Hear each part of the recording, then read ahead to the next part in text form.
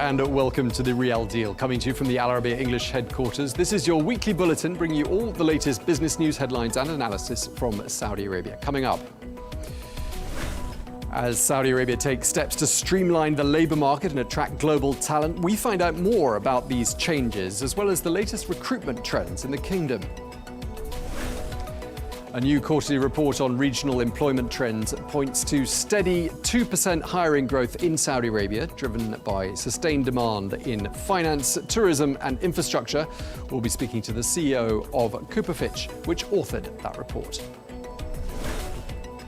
And the Esports World Cup kicks off in Riyadh, drawing competitors and spectators from across the globe. We'll be examining the value in this edition of the gaming industry.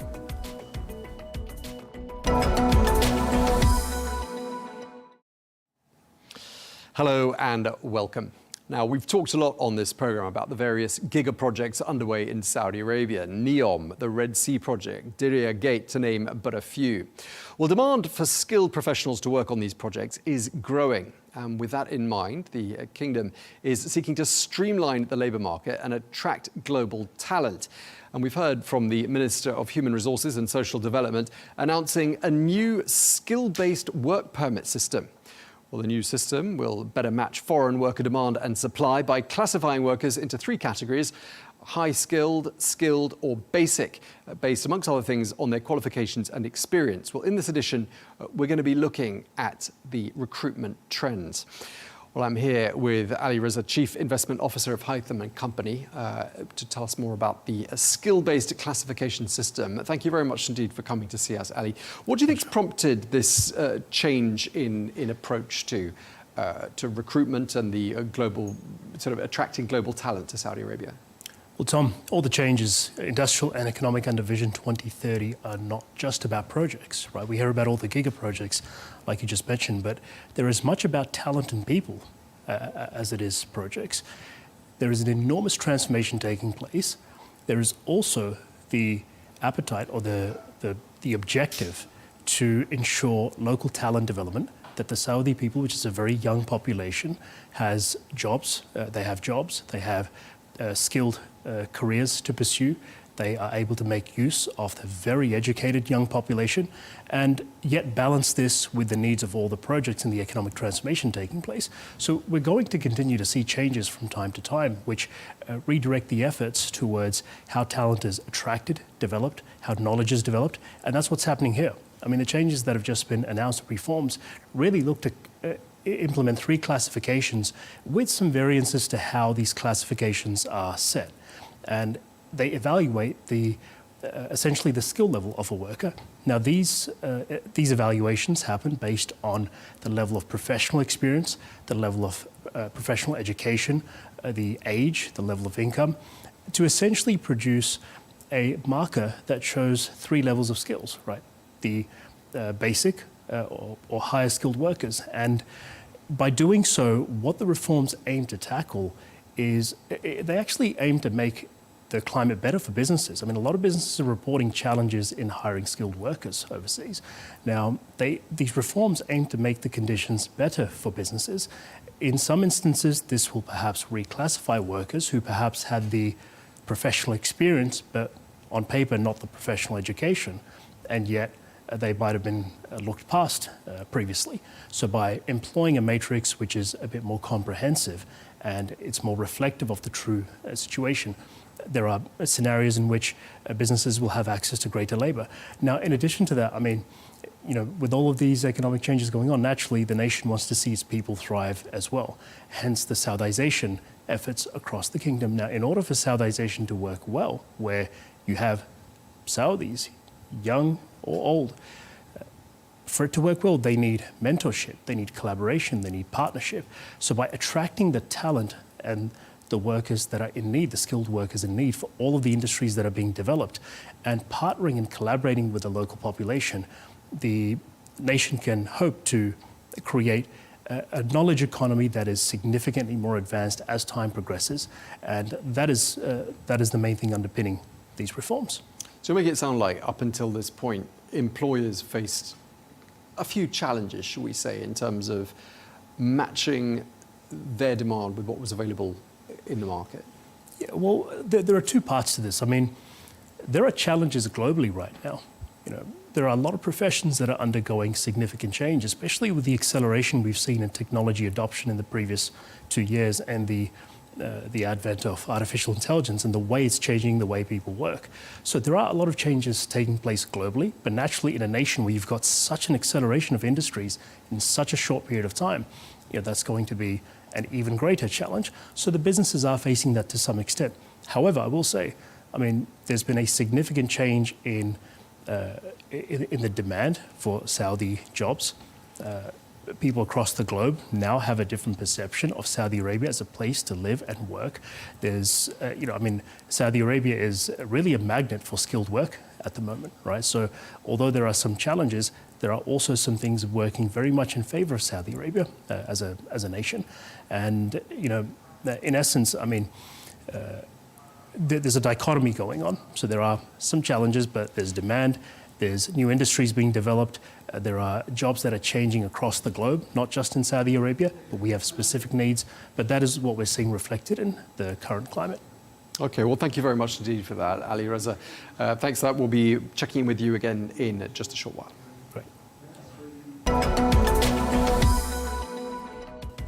Let's get a brief check of some of the other stories we're following for you here on Arabiya English. According to new official data, Saudi Arabia's total population now stands at 35.3 million, or 55% of the population are Saudi nationals.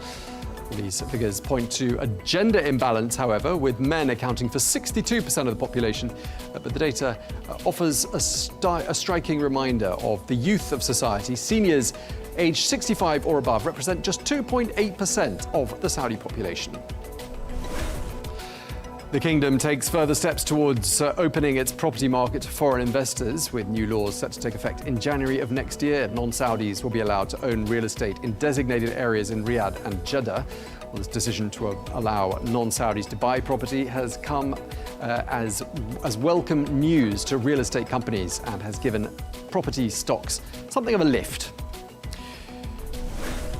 Jeddah's King Abdulaziz International Airport has announced record-breaking passenger traffic for the first half of 2025. More than 25 million travellers passed through the kingdom's busiest airport hub in the first 6 months of the year, up 6.8% year-on-year.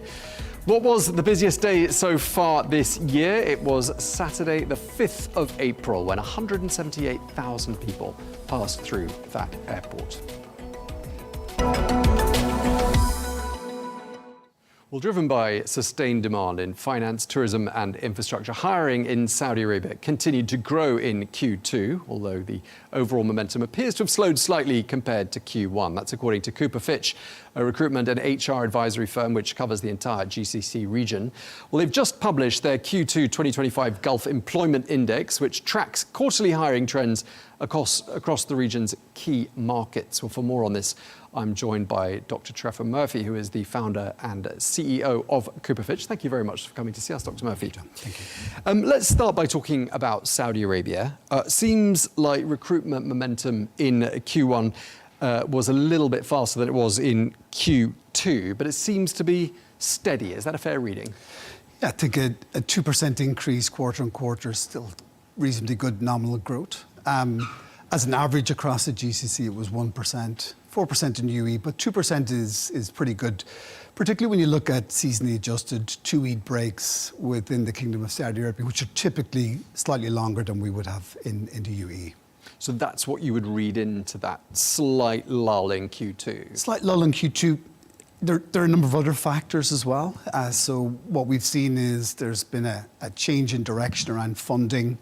As some projects scale down slightly, we're seeing that other projects are very much coming to the fore, particularly time-sensitive, large-scale projects where will fundamentally change the Saudi perception, maybe internationally, with the likes of World Cup, Expo, Asian Games, etc. And they're certainly taking a significant component of the budget and the emphasis in terms of building out those projects.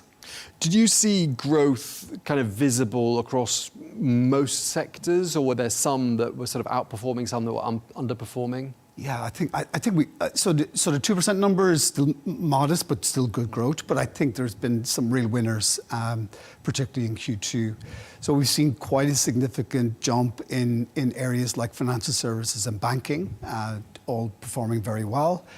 We've seen real estate as an overall number grow quite significantly, 4 or 5% in Saudi Arabia, so above the GCC average.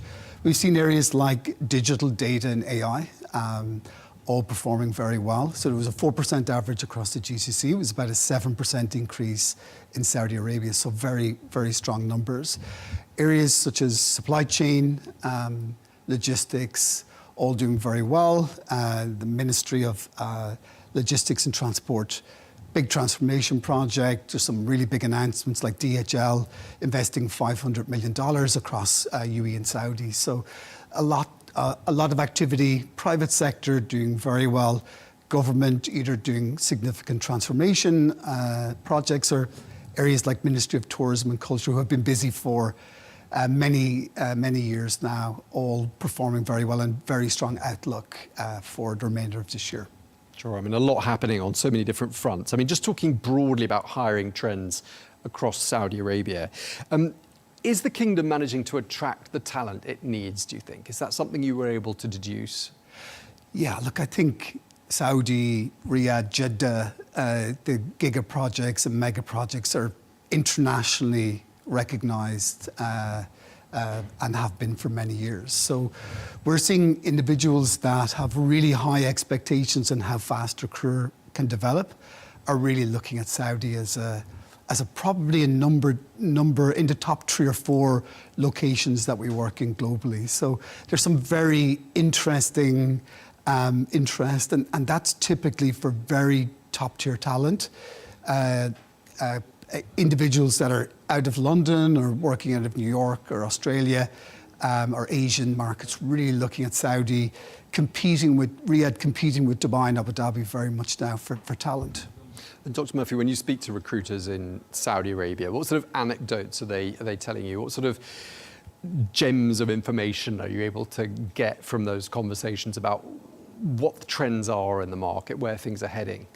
Look, I think there's a real need to make improvements and continue to grow the leadership qualities within Saudi, whether that's bringing talent in to support with that or developing leadership, ad hoc leadership type assessments or leadership type education processes. So I think leadership is one area that there's still some growth and demand in from the international markets, particularly as they come in.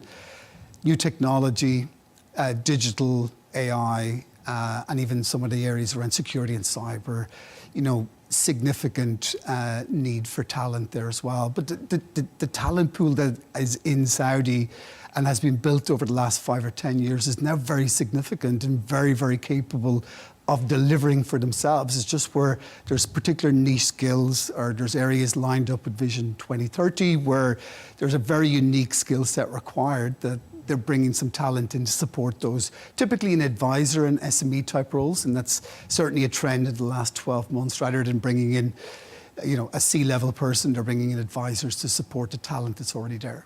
Do you think there are a lot of misconceptions about the Saudi market when it comes to things like remuneration, the package? Do you think people are a bit sort of out of touch with the reality? Do you think there is a mismatch? Is that something that recruiters tell you? Yeah, of course. Look, I think that the days of a significant increase to move to Saudi, 25, 30, 35%, those days are done typically. And there's some exceptions to that. But yeah, I think salaries are still very much in the top quartile globally in Saudi Arabia, and probably slightly ahead of the UAE and other GCC countries, but are still very, very attractive outside of the tax-free component of it, obviously. But and there's still some elements of additional compensation that gets paid in terms of relocation and those type of elements that maybe don't exist in other countries in the Gulf at the moment. So it is still very attractive. It's just not what it used to be. We used to describe the UAE as a hardship post many years ago. People would have said the same about Saudi, not anymore. Riyadh, Jeddah, and even some of the other regional cities are very much on map because there's significant career opportunities and advancement and earning potential. Okay, just to wrap up this conversation, how would you describe the mood? I mean, what sort of words spring to mind when you think about the mood in the recruitment space, hiring decisions? What are people feeling, would you say, right across the GCC? So I think I would say for the most part, cautious optimism. I mean, there's always a little concern around regional issues and how they impact on the GCC. We have seen no impact to date, thankfully, but from an economic and a jobs creation point of view. But I think overall we're very strong on where we see job creation this year, Saudi and UAE, and the others maybe slightly less bullish on. But I think overall, I think we're in a pretty strong position. The economic indicators are good. A bit of stability regionally, maybe an interest rate cut might be helpful. But as you said, investor sentiment is still quite strong. So as long as that continues, I think we'll have a very good 2025. All right. Well, it's been a real pleasure talking to you, Dr. Trevor Murphy, founder and CEO of Cooper Fitch. Thank you very much indeed for your time. Thank you. Well, staying with our focus on recruitment in Saudi Arabia and looking now at how things are evolving, we're going to find out now how artificial intelligence is being applied to the business of matching demand and supply. Well, Marc Ellis is an HR, recruitment, outsourcing and training company with a presence in Saudi Arabia, and it's embracing AI in a major way. We can speak now to Marc Ellis, Director Aus Ismail.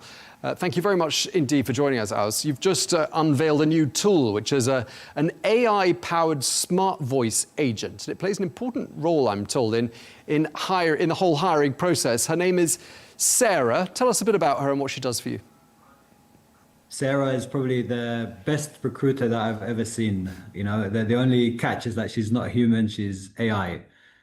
We spent years and years developing this, doing a lot of research and development, thinking about what's the best way, because we didn't want to create something which is just a chat bot or something. We wanted, AI which is dynamic, which is able to actually interview, understand, and give its opinion. And that's what we've created. Okay, so Sarah is going to change how companies and candidates connect, isn't she? I mean, what sort of an impact do you think she's going to have? I mean, the obvious one that springs to mind is time saving. Correct. Well, look, Sarah calls candidates. She speaks naturally to them. She asks job-specific questions based on job descriptions, which as recruiters we do. She can communicate in multiple languages. So if somebody is an Arabic speaker, she can speak in Arabic. If someone's an English speaker, et cetera, et cetera. And one of the biggest benefits that it will have is the time and the quality. Now, where it comes to quality, there are a lot of recruiters out there in the world. There's a lot of different industries. Not every recruiter is an industry expert or an expert within, for example, technology. You have so many different technologies. Even the best recruiter out there wouldn't be, proficient in every single technology out there. The AI it's been trained that way, and it's able to understand everything from the basic technology side all the way to very, very technical things like this. And what that helps us to do is it helps when speaking to candidates, it can understand what is it they're doing, how is it they are applying the technologies that they're using, et cetera, into their work. And it's able to pull that information and gather whether that person can actually do the job or they can't. Okay, so let's just clarify. You're basically saying someone could get a call, I could get a call out of the blue from Sarah, who's a chat robot, artificial intelligence robot. She's going to talk to me about the possibility of getting a job. I mean, that's going to take people by surprise a little bit, isn't it? Well, we've been using it secretly for a while now in our own business, and it's been hiring candidates, for us, or it's been interviewing candidates for us. And at the beginning, people didn't even know it was an AI. People will have a full-on conversation, and it would be just like as if they were talking to us. It's really nicely built, whereas it builds a bit of rapport. It actually asks you how you are, how your week is going, etc. So it's a proper human-like behavior. And then from there, it goes down to the nitty-gritty of the job and the opportunity and so on. So people did at the beginning think it's a human, and then we decided to actually tell people that it's part of an AI team, and its job is to qualify them to then pass on to a human for us to take further. Okay, so Sarah's going to take away a lot of the admin burden from your team. She'll do some of the screening. She'll save them a lot of time. How do you want your colleagues, your team, to use that additional time? Where do you want them to focus their efforts?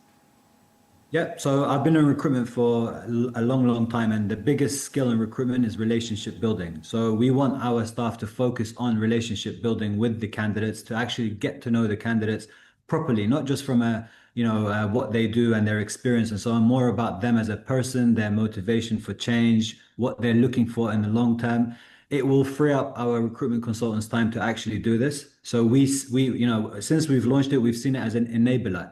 And actually, even from a time point of view, we've seen around a 40% reduction in time to hire, which is a significant amount in this industry. Yeah, for people out there, and I think everyone can relate to this, people who've applied for a job, long time till you get that reply. I mean, there's nothing worse, is there, than a long waiting time regarding your candidacy for a job. Does Sarah mean that people are going to get quicker responses and quicker decisions? Yeah, I mean, historically, there's something called the CV black hole. I don't know if you've heard about this before, but it's where everybody applies, everybody sends their CVs, and they don't hear back. And it becomes a very frustrating process for the applicant, when they're trying to apply for jobs and they're not hearing anything back. We had a challenge with this as a business, and all recruitment companies have this, because there's no way you have enough manpower to be able to handle thousands of applicants that come through. Sarah can actually make lots of calls at the same time. So she doesn't make one call, put it down, and call another person. She can call up to 100, 1,000 people at the same time. And that gives us the ability to reach out to all these applicants and actually spot talent, which is key. Okay, so Sarah can ring thousands of people at the same time. And what I'm thinking as I'm hearing that is, the human touch, the human connection is surely a really big part of recruitment. Don't you risk losing a bit of that human connectivity and human connection by having a robot doing the work for you? No, not at all. Because like I said to you, it's a very good relationship builder. So even though it's AI, it can still build relationship with the candidates, and it actually takes it or frees up the time of the recruiters to build relationship, real meaning relationships. It doesn't just become a transactional call where you're calling someone to identify if they fit for the role. The actual human recruiter can spend time building relationships, and that is, in this industry, key. I mean, it sounds like this is really the face of things to come, isn't it? For not just your industry, a lot of industries. It is the future, and it's something, honestly, I am so excited about it. I've been experiencing it for months now, and I've seen the feedback. I've taken feedback from clients, from candidates, and it's wonderful. Honestly, it's gonna give us an edge to allow, like I said, the relationship building side, and finding quality people and opening up opportunities to people that might have been missed before, which is phenomenal. I just wanted to ask you a bit about the job market in Saudi right now. Are you finding that demand for qualified talent is currently matching supply? It's actually, so the demand is very, very high. It's the highest I've probably ever seen it. I mean, we've been in KSA for a long time. Historically, we were doing about 200 to 250 hires per annum or per year in the kingdom itself. Now that shot up to more than 350, 400. What we're seeing an increase in is predominantly technology hires. I mean, we are a technology specialist recruitment company, but we still understand the market and what's going on. We've seen things like AI and data experts, cloud engineers, transformation consultants, even cybersecurity. And that's an indication where the kingdom is heading and towards the Vision 2030 and their whole idea of digitalizing the country. Okay, are there any areas of the job market, any sectors where you're seeing that there's a shortage, an acute shortage of talent? Yes, so very niche skill sets is still suffering. So when you have very, very niche skill sets which are still new in the market, or when it comes to technology, you have most of technology starts in the USA. So a lot of the experts are out there. Now, when the technology comes into the region here, they need the people to be able to roll it out and so on and so forth. And that still is a challenge. However, what we're seeing is a lot of companies in the kingdom are actually asking for local talent, so local Saudi national talent. And it's actually amazing how much they're investing into learning and development of these individuals to get them up to skill and to fill those niche roles themselves. We actually have a training academy as a business. So part of what we do is we train and upskill people within both technical and soft skills. And the demand has just shot up over the past 12 months based on companies upskilling their own workforce and the people within the country. Okay, and just as we approach the end here, I just want to ask you if when it comes to Marc Ellis, your company, you're finding that most of your placements are local talent, or are you dependent still on imported talent? So we usually, we have a trick down our sleeve, you can say. So we usually look locally first and then go internationally depending on the skill set itself. But like I said, a lot of the companies are requesting Saudi nationals for a lot of the roles. And we are actually quite happy to support when it comes to Saudiization and how can we, make sure we attract the right Saudis to work on the roles. So it's a mix of both, I would say. Okay, I mean, you say you're, according to your mission statement anyway, you're committed to aligning and supporting the initiative set out in Vision 2030. I mean, you touched on a little bit there, but just tell us in what ways you aim to support Vision 2030 at us. Yeah, look, I mean, I would say we're actually really proud to be supporting Saudi Arabia's vision. And what we're doing is we're combining technology, talent, and training all in one. So we're offering an entire platform which allows companies to excel in reaching their objectives within the kingdom. By using technology, by using, the state-of-the-art things like the Sarah, who I believe is going to add a huge value to the kingdom itself, because it will get things done quicker and better. So that's our strategy to support the kingdom. Okay, just to wrap up this conversation, give us a piece of advice. Someone who's watching, who's looking for a job in Saudi Arabia right now, perhaps in another country, perhaps in Saudi Arabia. What's your golden nugget of advice? How does someone stand out in this market? I believe you need to make sure that you are skilled up with the latest, the latest demands, you can say. So companies in Saudi are very, very advanced. A lot of people will think, oh, it's Saudi Arabia, so it might not be advanced or so on, but it's completely wrong. They're very, very advanced and their expectations are very, very high. So apply for a job that you're relevant to, make sure that you're very knowledgeable and skilled up within that particular job, and then attend the interviews. Don't just apply for any job hoping to secure it. Okay, well, we're going to leave it there. Thank you very much indeed. Really appreciate you taking the time to speak to us. Os Ismail, the director of Marc Ellis. Thanks for your time. Thank you so much. Appreciate it. Well, I'm here in the studio with Ali Raza, the Chief Investment Officer of Haytham & Company. Good to have you with us still, Ali. I mean, we've talked a lot about humane, haven't we? And there we just had another example of how AI is really shaking up a sector in Saudi Arabia, not just in Saudi Arabia, it's all over the world as well, but here in this case in Saudi. Yep.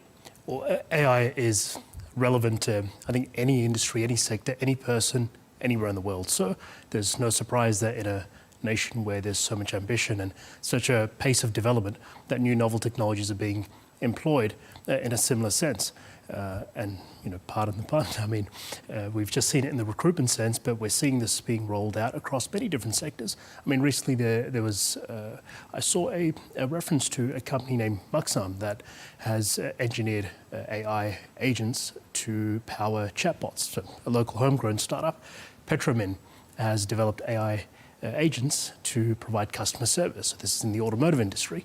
And just like, again, we're seeing everywhere in the world, I think we'll continue to see that kind of uptake in Saudi Arabia as well, especially as industries look to be efficient, to be productive, as there's an acceleration of appetite towards technology adoption, towards developing novel technologies. There's a venture ecosystem growing here, right? That's quite significant. There's an entire startup ecosystem that's also similarly grown, I won't say from a complete standstill, but very early stage. I mean, we certainly have been no Silicon Valley, but it's really taken off, and it's one of the healthiest VC ecosystems in the world at the moment. If you look at it in terms of funding and growth rate, Saudi Arabia is providing a lot of fuel for the technology investment ecosystem. So when you compound all of these things, I think it's very natural that we'll start to see this layered across all industries and sectors. Recruitment is one of them, as we've just seen. I'm not sure yet how I feel about speaking to a robot on the phone when I'm looking for customer service, but I'm not opposed to the idea, and I think that's probably going to be true for most people. Yeah, well, as we just heard there, apparently people who are called up by Sarah, the AI robot, they don't know that it's not a human being, so that's something. I mean, just listening to what Al Ismail was saying to us there, I mean, Did that ring true to you in terms of the advice in particular that he gave on how to stand out in the market? Because I think a lot of people have this misconception, and we talked about it with our previous guest as well, sort of misconceptions about the job market. I mean, what do you think some of the misconceptions are out there? Yeah, look, I would second that. I mean, this is a region where there's a lot of very exciting things happening. So naturally, a lot of people are paying attention, are showing an interest to come and work here and build here. And, you know, as a result, I mean, although we could say there are talent shortages in certain spaces and there are some very in-demand skills, that being said, there is a lot of competition.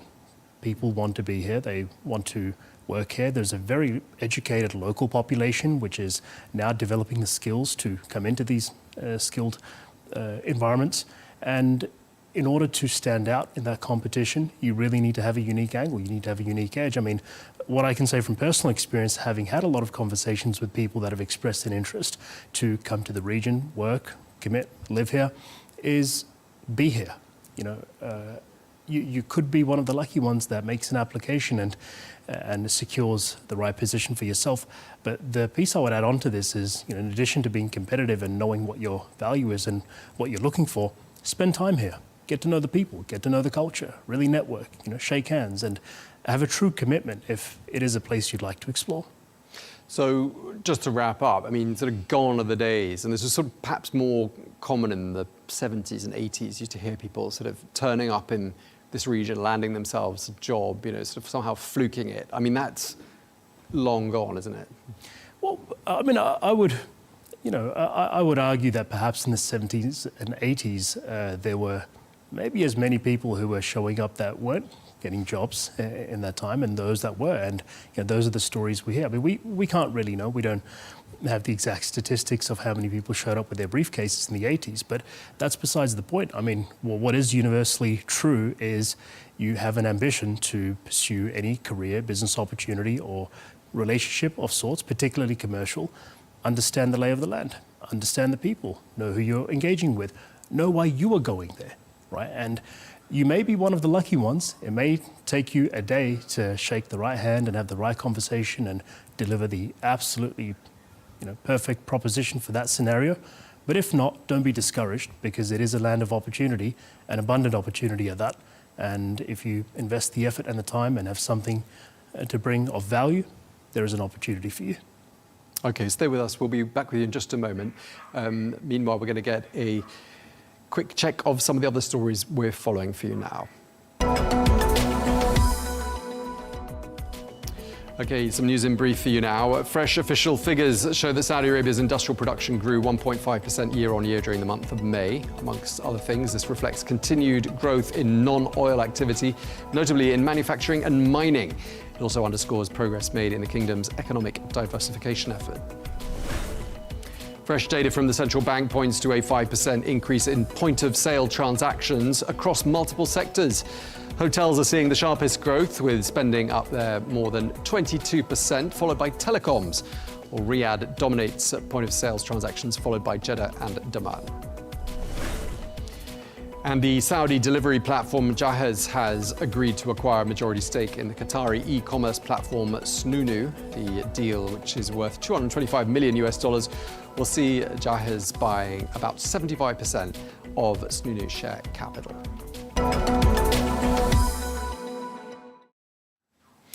For our final story today, the Esports World Cup is now officially underway in Riyadh. It's an event that captivates gaming enthusiasts from across the globe.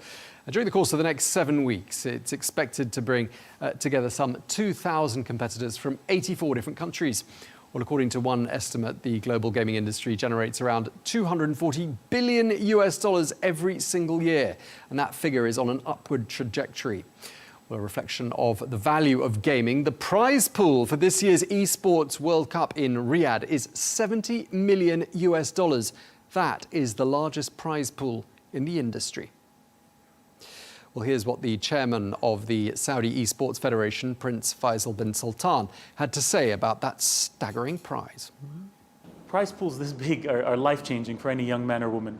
I mean, to be able to compete at that age and really reach the pinnacle, not just of your sport, but to also create a life-changing income from it, I think is amazing.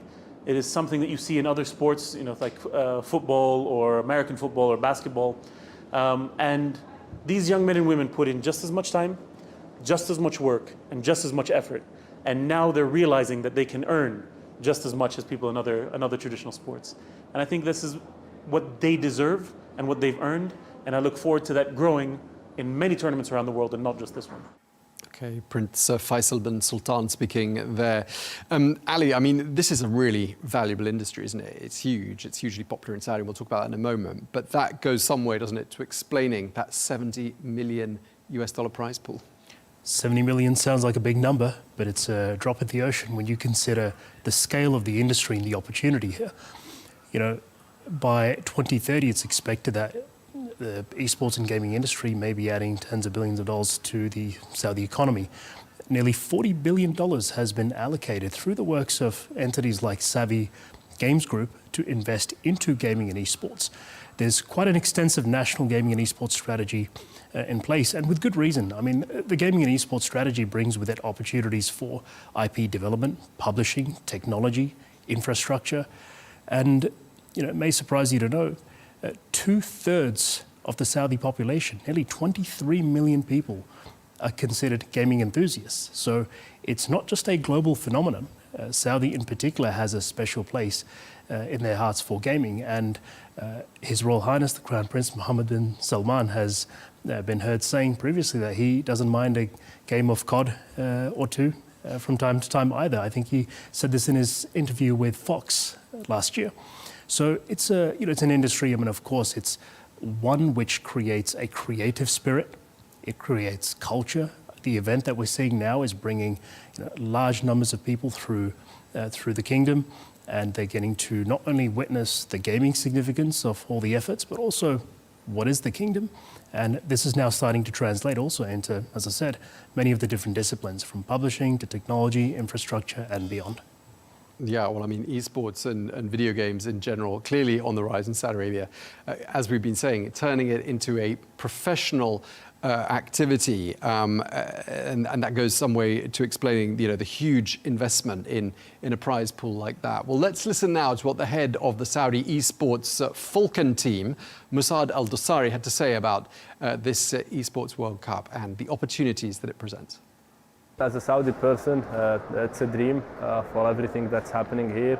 To see the best players in different titles is a dream. To play as well on the stage and people cheering for you in your home country in the biggest stage and biggest conditions. It's a dream for every gamer to witness their favorite player. Yeah, I think the prizes and the competitions are on a massive scale.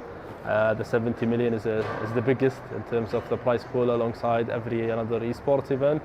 And I think that's important as a game changer for players, organizations, and for everyone. And you can see the emotions through the players once they win or once they lose, and how important it is. And as well, its legacy, which they want to create forever. Okay, so clearly an important industry, an important business, this business of gaming, and very popular, as you've been saying, in Saudi Arabia. I mean, are there any national initiatives or policies that are helping to drive that trend? Certainly. There's a national gaming and esports strategy that was laid out a few years ago and touches on some of the areas that I mentioned just before. Seeks to address the gaming and esports industry in terms of technology, infrastructure, IP publishing, which is then translated into a list of objectives to ensure that there's capital, investment, and resources available, that we're driving the cultural development. So the Ministry of Culture has an interest in developing this throughout the kingdom. They take a role, particularly in development of creative applications. Of course, there are the technology layers. So the CST, the Communications, Space and Technology Commission, actually publishes a report every quarter. Every quarter they publish a report called Game Mode to evaluate the strength of the networks, the communications infrastructure, basically the availability of internet and the latency, the bandwidth, to ensure that the gaming and esports ecosystem is thriving and abundant. I mean, if you are a gamer, which I don't know if you are or not, Tom, Not but really, I was going to ask you the same question. Are you a gamer? I don't get as much time to play games these days, but once upon a time I played a lot of games, and if you're a gamer, the worst thing in the world is to be playing a game of Call of Duty, try and shoot someone in the head, and there's a 3-second delay, there's a lag. So I mean, this is the intricacy of the strategy, like there is, like we see with many of the initiatives at the national level. I mean, even down to the infrastructure and ensuring that games do not skip a heartbeat, quite literally. There's efforts behind it. So there is a national gaming and esports strategy. There are various initiatives underway across the different entities. The Ministry of Culture takes a role. The communications bodies take a role in ensuring infrastructure and availability. There are interests at a capital and investment level. So SVC has backed a number of investments to promote the venture ecosystem around gaming and esports. All in all, I mean, it's a national effort, and like with many other things, there's a broad base of initiatives at a public and a private sector level. Okay, well, we're going to leave it there. We're out of time. Thank you very much indeed. Really appreciate it. Ali Raza, Chief Investment Officer at Hytham & Company. Thank you for your analysis. Thanks for being with us today. And thanks to you for watching the Riyal Deal here on Arabiya English. Much appreciate you tuning in. Look forward to seeing you again very soon on this channel.